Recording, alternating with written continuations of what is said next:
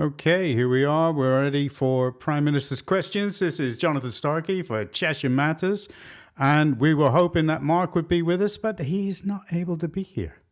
So, anyway, let's have a listen to see what's going on in here. Because I think they're just about to come on.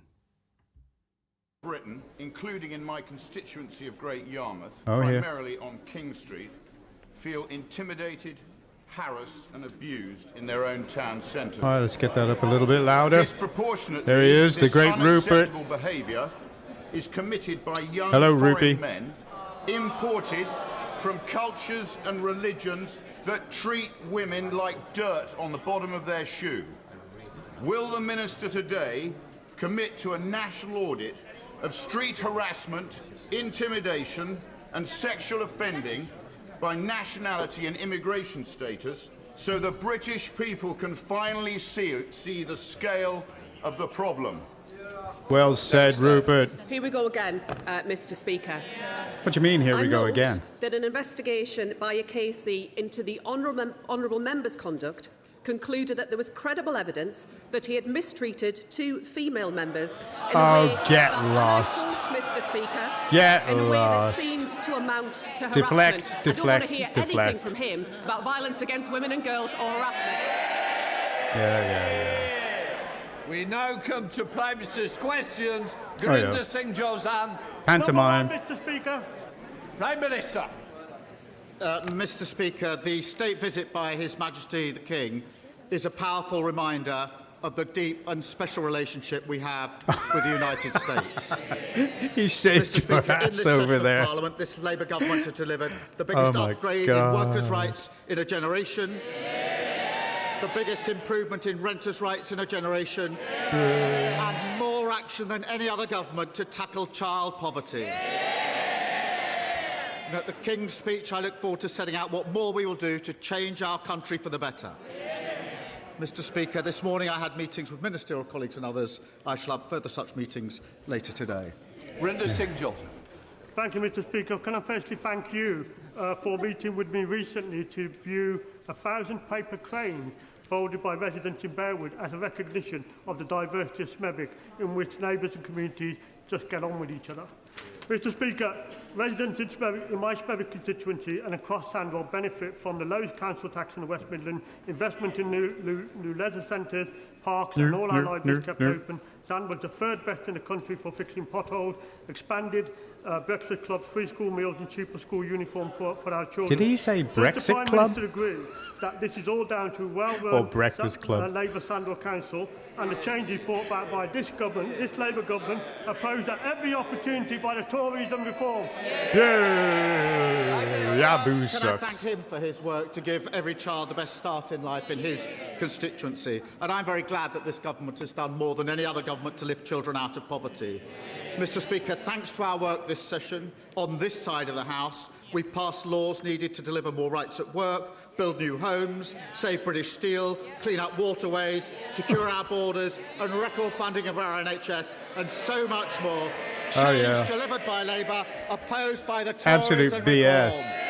I was in A&E the other night and I had to wait to see somebody get a doctor after 10 hours. Thank you.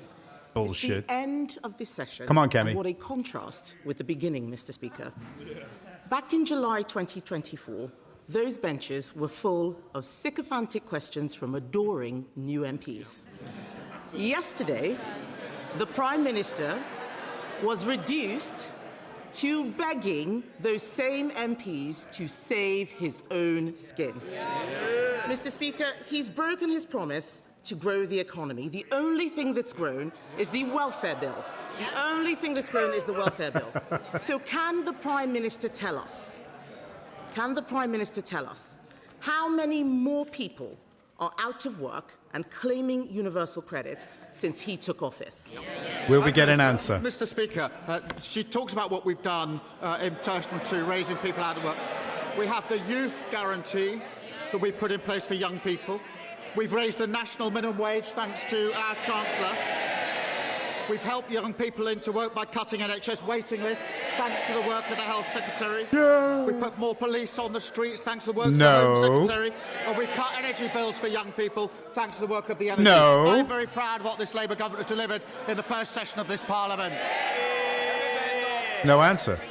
Mr. Speaker, the Prime Minister doesn't want to say how many more people, in fact, are out of work and claiming universal credit since he took office. Yeah. Perhaps he doesn't know. So let me tell him. The Good. number is 1.5 million people. That is the entire population of Leeds, Cardiff and Edinburgh put together. Thank Hard-working you. people are being taxed more and more to pay for a ballooning benefits bill. So can the Prime Minister tell us why, on his watch, for the first time ever, we are now spending more on welfare than we earn in income tax? Well, a little bit Mr. unfair. Speaker, the welfare system she complains of is the one they put Oh, in come place. on. Mr. It's everybody else's fault again. And, Mr. Speaker, we are reforming it to improve it. And what did they do when we put that forward? They voted to keep the same broken welfare system. No answer. Again, no answer. Mr. Speaker, that answer was as honest as his reason for sacking Ollie Robbins. Perhaps he'd like to apologise for that right now. Very good. Let me tell him why we're spending more on welfare than we're earning in tax. It's because of him and his terrible policies. This is all under him. Yeah. We are spending so much on welfare, we cannot afford to defend the country. And if he won't listen to me, Mr. Speaker, perhaps he'll listen to the former Labour Defence Secretary, Lord Robertson, who is saying, and I quote, "We cannot defend Britain with an ever-expanding welfare budget." I agree with Lord Robertson. Why doesn't he? Mr. Speaker, this is the Labour government that increased defence spending, the highest sustained spend Yeah, and we couldn't get a since the ship Cold War. What did they to the do, Straits Mr. of Speaker? Hormuz? When they came into power, defence spending was 2.5%, and when they left power, it was 2.3%. Somebody fix that guy's Even nose. their own Secretary of State admitted they hollowed out our armed forces. So we'll take no lectures from them on defence. Oh, no answer. Again. Mr. Speaker, talking about more defence spending is not the same as giving more money for defence. He has been in office for nearly Yeah, he's 2 laughing, years, yeah, 'cause she's Mr. right. Speaker. What he does have, I'm not a got Conservative welfare supporter, plan by the until way. 2031, No. but he's not produced a defence investment plan. We have gone backwards on defence under him because we are borrowing to pay for welfare. Yesterday, we learned that the cost of government borrowing is now the highest in 2 decades. That's under him. Instead of getting a grip on the economy, the Chancellor is briefing out rent controls to curry favour with left-wing backbenchers. This is not a serious way to run the economy. It is time the Prime Minister gives her an easier job. So will he listen to businesses, listen to the country and reshuffle the Chancellor? Yes. Mr. Speaker, at the Out spring of statement, number 11. The Chancellor was very proud to say inflation was down to 3% and falling. 6 interest rates in a cut. We've seen the growth figures for the early part of this year. And she says, well, the cost of borrowing's gone up. Yes, because there's a conflict in Iran. And what did she want to do? Here we go. What did she want to do? Nothing to do with When VAT and I taxes said and we all the rest of the wouldn't stuff that dragged could be into that bill cut for the because I time thought being. through the consequences, including the economic consequences. What did she do? She said we should jump in with both feet without regard to the consequences. She can't complain now about the implications. Oh, get lost. Mr. Speaker, I didn't hear him say he's not reshuffling the Chancellor. It sounds like she's toast.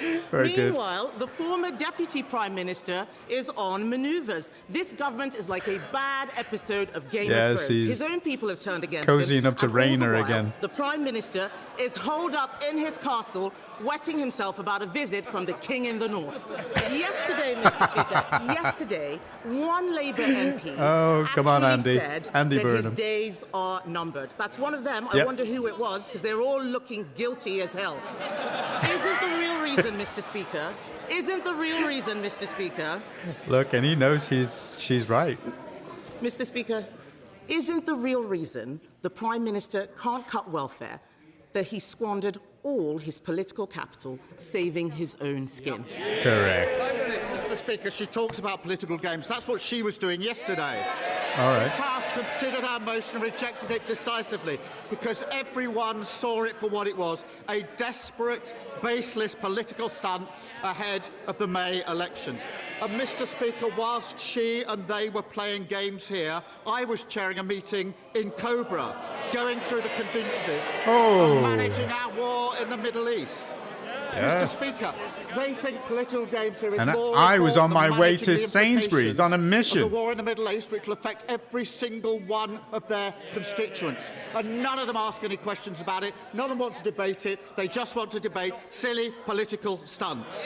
Oh, silly? Because, Mr. Speaker, even though we didn't join the war, no thanks to her, my duty is to protect the British public from the consequences, and nothing is going to distract me of from what course, matters to the British public. Oh, I was doing good. I was doing the right Mr. thing. Speaker, I think the whole country is sick of this man's tone-deaf, pompous moralising. Yep, absolutely. Tell him what he is. Last week, You forgot a few other words as well there, Kemi. You can get away with it, you know. You're in Parliament. last week, Call him we names. all saw him punch dare you. the Speaker's chair. This is not a man who is in control. He isn't. Since the last King's speech, it's been one disaster after another. Yep. Cronyism, jobs for friends of convicted paedophiles, Yep. peerages for other friends of convicted paedophiles, broken promises on taxes, U-turn after U-turn after U-turn. He's lost the 14 Deputy of them. Prime Minister, 2 Chiefs of Staff, 2 Cabinet Secretaries, the support of his backbenchers and all his credibility. Yeah, that's right. Hey, Rachel, don't shake They your can head. jeer- Mr. You're Speaker, next. They can jeer as much as they like. They're going to have to go to their constituencies and explain to all those people why they did what they did last night. Yep. The fact is, the Prime Minister was reduced to whipping his MPs to save him Yep. and pleading with a tax dodger to rejoin his cabinet. How much longer do we all have to put up with his shambles? Yeah, 2029 is the answer. Mr. Speaker, I changed my party and I won a general election. Yeah. She's changed her party, Mr. Speaker, because when I became leader of my party, their party was 3 times the size it is now. She's changed it. It's now even smaller than when she started at leader, because half of them are up there. And Mr. Speaker, the stunt they played Half of them? yesterday because they don't like what we're delivering. I didn't know that Reform had that many Conservative MPs. Lifting 500,000 Go on, Kemi, children give a out of smile. poverty. That's our mandate, that's our mission, and nothing's going to hold us back. Yeah. It was 18 months ago, I remember, that my late friend Terry Etherton was sitting up there, beaming down at the Prime Minister because he had just announced the government scheme to give compensation to those who've been wrongly sacked from the armed forces for simply being gay. But I have a constituent, Mr. Speaker, who lost his job in MI6 in the 1980s for his sexuality, and he's got no compensation. The security services also put their lives on the line for their country. It's just not fair. Oh, Would he's the paying Prime Minister attention find to the her. time to sit down with my constituent and me so that we can work out together the way in which we can extend Terry's scheme so that I the bet he says security yes. services I can bet he also says get yes. justice. Prime Minister. Can I thank her for her dedicated work on this? I am very proud of the work we've done to recognise LGBT veterans. Mr. Speaker, on top of that, people in our security service are some of the bravest and most talented professionals who served our country. That some of them lost their jobs because of their sexuality is a historic wrong. And I can confirm today the Security Minister is assessing this closely, and I'll make sure that she's updated and has the meeting. There you go. Send David, leader of the Liberal Democrats. Oh, come on. Speaker. Yesterday, Ed, we the heard talking Christian horse. Turner, Peter Mandelson's replacement as US ambassador, say that the only country Trump has a special relationship with is Israel, that the Prime Minister's job is in danger after next week's elections, and that in the US, Jeffrey Epstein's associates have evaded responsibility for their actions. The Prime Minister has had to fire 1 US ambassador for lying. Does he fear he'll now have to fire a second one for telling the truth? Mr. Very Speaker, good, Ed. Given what I've had thrown That at wasn't me bad. In the last 2 weeks by all the opposition parties, that's the least of my problems. But, Mr. Speaker, I know he likes stunts, but I was surprised he joined in the one yesterday, because his own business spokesman said last week satisfied I had not misled the House. He, of course, his opening position was it was inconceivable that officials would give clearance to Mandelson and not tell ministers it was against the UK SV recommendation. That's what he said, and it didn't happen. I expect frivolous accusations from the Leader of the Opposition. Clearly, I was wrong to expect anything better than from the man in the wetsuit. He's starting now. He's starting with the insults on Ed. Come on, Mr. Ed, what are you going to say to that? Come on. Go in with the head. Walk the floor and give him a headbutt. Go on, I dare you. I've got my dry suit on today, and let me tell the Prime Minister that when Boris Johnson was faced with that motion, he didn't whip his MPs. There was a difference there. Yeah, absolutely. And Mr. Speaker, experts are warning that food prices will rise by 10% this year as farmers' costs soar.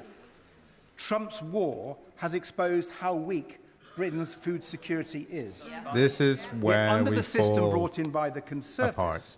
England is the only country in Europe where farm payments don't actively support farmers to produce food.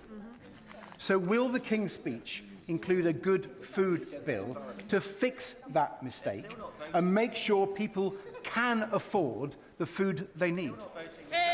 Mr. Speaker, of course food security is important, and that's why I was considering that amongst other issues in the ministerial meetings yesterday in Cobra. That's what I was spending my afternoon doing. Has anybody noticed that this guy's put on weight? I mean, it must be one pizza too many with these late-night meetings every single one of our to save his skin. What was he doing? Which is he was expanding. wasting his time in here on a basic allegation, baseless allegation, engaging in party political. He should have been working on the single most important issue today, but he wasted his time on a baseless political stunt.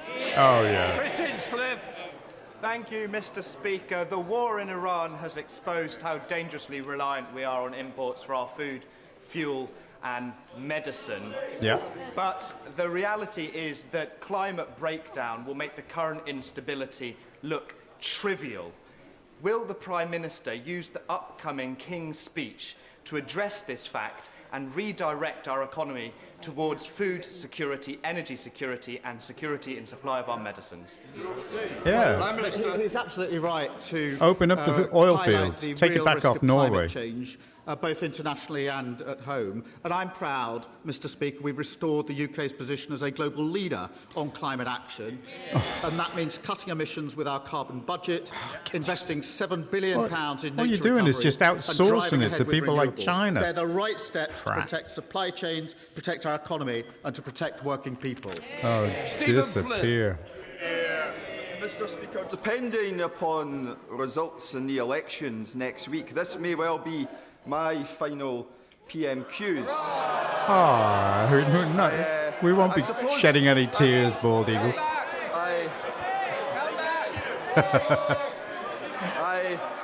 I suppose, Mr. Speaker, the same is perhaps true for the Prime Minister as well. But before then, does he understand that, yes, it's because of inaction on the cost of living crisis, yes, it's because of the debacle of the winter fuel payment, yes, it's because of the 1,000 jobs being lost a month in Scotland's North Sea and the closure of Grangemouth, yes, it's because of his judgment on Matthew Doyle and Peter Mandelson, but above all else, the reason why his time in office will soon be coming to a close is because he promised change but has delivered chaos. Prime Minister, I'm proud of what this Labour government has achieved, and I'm proud of what we will achieve. If it is his last session here, let's reflect on his great achievements in Westminster. He kicked out his predecessor and then lost 39 MPs at the next election. I hope he can keep up that record in Holyrood next week. Thank you, Mr. Speaker. This Labour government's £29 billion of investment in the NHS and £2 billion in life sciences is critical to fixing our NHS and tackling health inequalities. The Barts Life Sciences cluster in Whitechapel will become one of Europe's leading NHS-centred clusters, and we've already secured £800 million she's in got a private investment. purple Will the Prime Minister Batman direct ring the on Office her for lapel. Investment to co-sponsor this initiative and ensure the National Wealth Fund co-invests so we can turn East London's health inequalities into a driver for UK life sciences growth, transforming the future of healthcare in London, the UK and globally? Prime Minister. I'm proud that Labour is investing in life sciences, and I thank my honourable friend for championing this project for over a decade. The National Wealth Fund is designed to co-invest alongside private investors. Ministers are happy to discuss those proposals with her. Mr. Speaker, today I keep can on going announce over a to Wes? new investment by Sitting AstraZeneca, so effeminately by the investing Speaker's £300 chair. million in UK life sciences, made possible by the pharmaceutical arrangement we have struck with the United States to future-proof thousands of jobs in Macclesfield and in Cambridge. That is a major vote of confidence in the UK and Labour's plans to strengthen our economy. Of course. Sir John Hayes. Thank you, Mr. Speaker.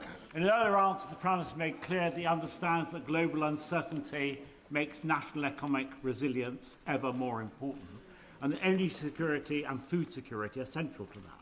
So why is policy making one the enemy of the other? As the 12% of our most fertile, productive land, the food we need to feed the nation, is being eaten up by giant industrial developments, pylons with accompanying infrastructure and huge solar developments. Will the Prime Minister meet me and colleagues that feel similarly? Because by corroding Britain's food security now, we risk compromising our nation's future. Well, it's right to raise food security, and obviously that is one of the resiliences that we need in this country and we need to protect in this country. But we also do need to move to secure independence of energy. Because one thing that is making life so much harder for all of those in the food sector is that their energy prices go up every time an international conflict affects the prices here. By getting energy independence, which requires the infrastructure, we can protect them from that and therefore make them more resilient. Anna Dixon. Thank you, Mr. Speaker. Like many MPs, I'll be heading up to my constituency later to campaign in the local elections. When I'm out on the doors talking to voters in the Shipley constituency, I'm proud of the difference this Labour government is making. Renters no longer worried thanks to secure tenure. Families supported by Can I have a position in the cabinet, please? And extended free childcare support, and workers no longer on Because I've got an annoying voice and I can cut through. What is the Prime Minister most proud of, and what is his message for voters in my Shipley constituency and across the UK? I thank her for her question, and this is the first government for generations to take key services back into public ownership, Mr. Speaker. The first government to give rights and powers to workers, rents, and the less fortunate, and the first government in a generation to invest in public services and lift children out of poverty. And as we face a war on two fronts, we will do more: a stronger economy, stronger energy security, and stronger on defence. That's the difference this government is making. Sir Jeremy Wright. Very much, Mr. Speaker. Many of us across this House worked hard to pass the Online Safety Act, not because we thought it would be the last word on online safety, but because we believed it was an important step forward in making online platforms more accountable for the content on their services and for the algorithms that curate it. So can the Prime Minister reassure us that whatever his government decides to do to restrict access for our young people to social media, it will not be used as cover by social media companies to do less themselves to keep young people safer online? Can I give him that assurance, because those platform providers do need to take responsibility. Is he going to walk the floor and go to Labour? What the hell is up with that guy? Where these people are going to be doing a lot of damage with that bill. On social media, and we took them on in a fight that we won across the House. also with chatbots. But we need to build on the legislation we've got. We definitely need more protection in general, and particularly for children. But his point is valid, that shouldn't be to take any responsibility away from those that are providing the platforms in the first place. Thank you, Mr. Speaker. £158 million in fair funding, £20 million in Pride in Place for New Addington, and funding for new trams. Mr. Speaker, Another it is this Labour government that is finally giving Croydon the backing that it needs. Yes. But building a Croydon for all starts with ensuring our residents have the dignity and stability of a decent home. So with hundreds of families in my constituency facing homelessness through no-fault evictions, will the Prime Minister outline how this government is progressing on its plans to fix the private renter sector and ensure that renters in Croydon have the security and peace of mind that they deserve? Yes. My honourable friend is a brilliant representative for Croydon, and she's right. For too long, renters have been at the mercy of rogue landlords, pushing thousands into homelessness. I'm delighted to confirm that this Friday, no-fault evictions will be scrapped once and for all. That sends an important message to anyone living in a damp, unsafe home, anyone who's suffered an unfair rent increase, and to every family forced to move over the last year to year. Change is here, delivered by Labour, opposed by the Tories, and reform every step of the way. Dr. Luke Evans. Please could the Prime Minister explain to the House, if he's done nothing wrong and process has been followed, why did he need to force his MPs to vote against an investigation? Is it because he's worried they don't believe his version of the truth? Oh, look at his face. No, it's because they can see a baseless allegation, a political stunt when they see it. So why did you? As a former GP, here's the truth. We've recruited 82 more GPs, upgraded his What's medical that centre. got to do with the They want all question? the benefits, but they never want to pay for them. Thank you, Mr. Speaker. Derby is a manufacturing powerhouse, but too many people in our city have not felt the benefit of that success. That's why tomorrow we're absolutely delighted to be launching Team Derby with our East Midlands Mayor, Claire Ward. Does the Prime Minister agree prompted that with question? our brilliant Chancellor and our Labour government backing our city, Team Derby can make sure every pound of investment in Derby delivers real change for our residents, so everyone feels part of our success story? Success. Well, I think we should all back Team Derby. Our investment is helping to renew our submarine fleet. No, I'm backing building new Team nuclear Liverpool. reactors and creating All right. jobs and growth. I'm proud to see Labour MPs working with the Labour And Mayor Team and a Restore. Labour government to deliver a brighter future for Derby. Ollie Glover. Thank you, Mr. Speaker. Despite the government's ambitious house-building targets, the charity Shelter believes the current approach is not providing enough social and genuinely affordable homes. So will the Prime Minister end his government's warm embrace of the developer-led model and instead heed Liberal Democrat calls for 150,000 social homes per year and new powers for local councils to build them? Mr. Speaker, we are going to build 1.5 million homes. We're upgrading Right, the okay. rights How many of have you built renters, so far? because we know how important it is for everyone to have a safe and secure roof over their head. His challenge to me would have more force if they hadn't abstained on the measures that we're taking in order to take these measures forward. Thank you, Mr. Speaker. Whilst our NHS across England has seen noticeable improvements thanks to the work of this Labour government. Yes. Why? Southend Hospital and the wider Mid and South Essex NHS Trust has continued to struggle. I thank the Department for Health and Social Care for working with me and my colleagues on this issue and for placing the Trust on the Intensive Recovery Programme. Look at me, Keir. Does Look the at Prime me, Minister Keir. agree with me that this is the I'll right be your new action best friend in the and cabinet. will you meet with me to discuss our wider plans to improve healthcare in Southend as part of our Opportunity Southend initiative? Prime Minister.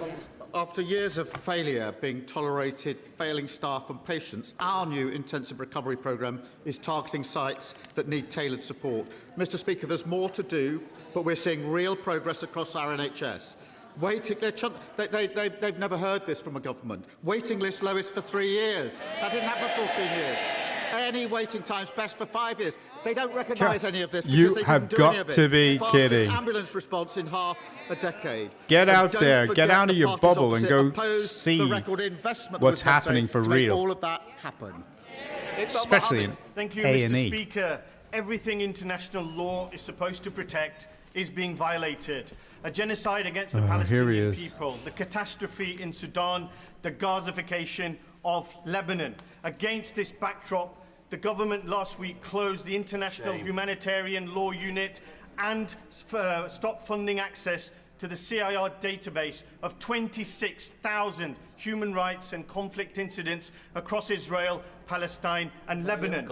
This database underpins decisions on IHL breaches, arms export suspensions and whether the UK itself is acting within the law. Usually, criminals or their accomplices are the ones destroying evidence of their crimes. Instead, not a human rights lawyer or a government apparently committed to upholding international law. So my question is way. Prime Minister, Yeah.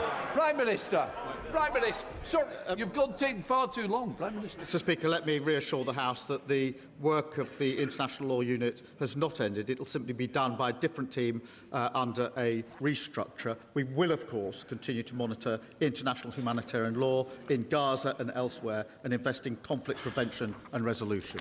Yeah. The picture. Thank you, Mr. Speaker. Coming to an end this of this. Labour government has backed the reopening of Doncaster Sheffield Airport from the very start. It means jobs, investment, growth and opportunities, not just for Why are they Doncaster all East and the Isle of shouting? Zone, but for the whole region. Now, the reform councillors in Doncaster are considering reversing their That guy's decision got ears. He to looks like a install Vulcan, doesn't he? Look at him. Which would currently facilitate that airport from reopening. Does the Prime Minister agree with me that the airport remains a huge priority for the area, and will he continue to work with us to find a way forward to make sure that we get our airport back open? Well, my honourable friend is a champion for this crucial local project. I thank him for his work, and I know from visiting Doncaster just how vital reopening the airport is for local residents. It will be a huge boost for South Yorkshire. I've had and enough of this guy. thousands of jobs. It's a I'm pantomime, deeply isn't concerned it? by reports Come on, be honest. that decisions by reform It's a in Doncaster pantomime. could put the reopening in jeopardy. Labour put the plan in place. Reform should honour their promises, stop playing games and get the airport open. Well, thank you very much, Mr. Speaker. Parliament I have to tell you, started out with a degree. it's just bad, isn't it? I mean, come on, be honest, everybody. Anybody that's actually watching this stuff will be saying, where's the answers?